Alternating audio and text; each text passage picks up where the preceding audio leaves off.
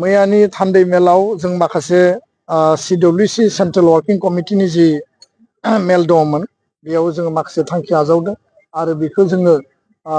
थान्दै मेलाव लानानै थांदों CWC निफ्राय बेयाव गाहायै एबसुनि जि संबिजित बेयाव माखासे माइनर जोङो चेन्ज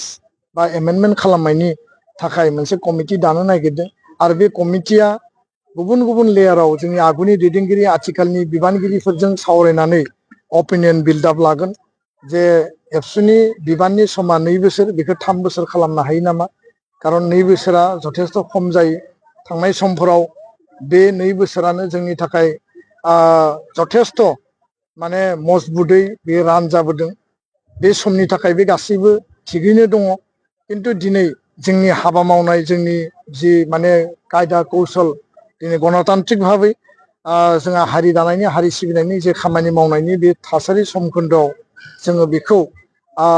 परिकल्पना खालामनानै जोङो बांहोनो हायो नामा बा बारायना लानो हायो नामा बिनि थाखाय मोनसे कमिटि दागोन बर' गोजोन गोरोबथानि मोनफ्रोमबो दफाखौ आखरे आखरे मावफुंनायनि थाखाय जोङो गोथौ आरो गुवारै सावरायगोन 5 बोसोराव मा दफाया रोखा जाखो मा दफाया आद्रा दंबावो आरो आद्रा थानाय दफाखौ भारत सरकार आसाम सरकारजों बबे पलिसि नीतिनि आधाराव बबे माने लामाजों जोङो समाधान खालामनायनि थाखाय आवगायगोन जोंनि स्ट्रेटेजिया मा जागोन डिप्लोमेसिया मा जागोन आरो बेयाव 125 कन्स्टिटिउशनेल एमेन्डमेन्ट एक्टनि गेजेरजों बिटिआर खौ मोर एम्पावर शक्तिशाली खालामनाय आरो फाइनेन्सियेल क्षमता फाइनेन्सियेल प्रभिजनखौ शक्तिशाली खालामनाय गहपुरसिम गामि सोनाय खोलाहानि गामि सोनाय बेखौ माब्रैहाय जोङो स्पीड आप खालामनो हायो आरो स्र' खालामनानै लानो हायो बर' कसारी काउन्सिलनि गामि थिसननाय बिनि पुर्नांग मर्यादा कार्बि आंलंनि ST हिलनि इस्यु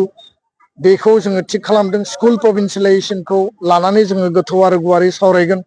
फारसेथिं बारग' NDB फोरखौ जेलनिफ्राय जोङो लानानै फैनांगौ बिनि थाखाय जोङो एजेन्डा लादों आरो लोगोसेनो मार्टियार परियालनो फैसा होनांगौ केस उइथड्र खालामनांगौ रिहेबिलिटेसना प्राय जोबफैबाय एसे थाबावगोन बेखिनिया दिनै मेजर बेबायदि नंलिया खारन 4881 प्राय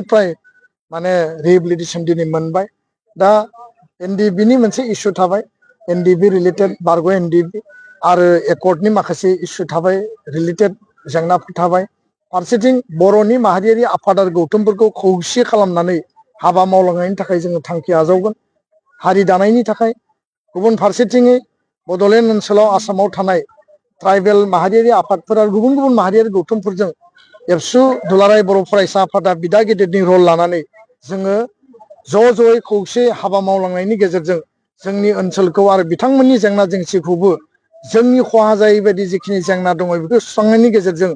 जोङो खौसे बोरै थांना थानो हायो आरो बे मनसनिफ्राय आं बेखौबो आपिल खालामदों आरो जोंनि डेलिगेट हाउसआवबो बे खोथाखौ जोङो सावरायगोन जे बर' जि आन्सलिक राजनितिक दल दङ बे आन्सलिक राजनितिक हान्जाफोरनि गेजेराव जोङो माने पुनर बिबेसना खालामनानै जोङो मोनसे आन्डारस्टेन्डिंनि गेजेराव हारिनि खौसेथि हारिनि थामोनथा हारिनि रैखाथि आरो जोंनि ओनसोलखौ मर शक्तिशाली दानांगौनि थाखाय जोङो खौसे हाबा मावलांनो हायो नामा थाबायलांनो हायो नामा बे खोथाखौबो जोङो आपिल खालामगोन आरो सावरायगोन बे माखासे एजेन्डाफोरखौ जों लादों बागुरुम्बाखौ 10,000 नङा 20,000 मोसाखावरिनि गेजेरजों वर्ल्ड रेकर्ड खालामनांगौ आरो गिनिस रिकगनिसन मोननांगौ बिनि थाखाय एबसुआ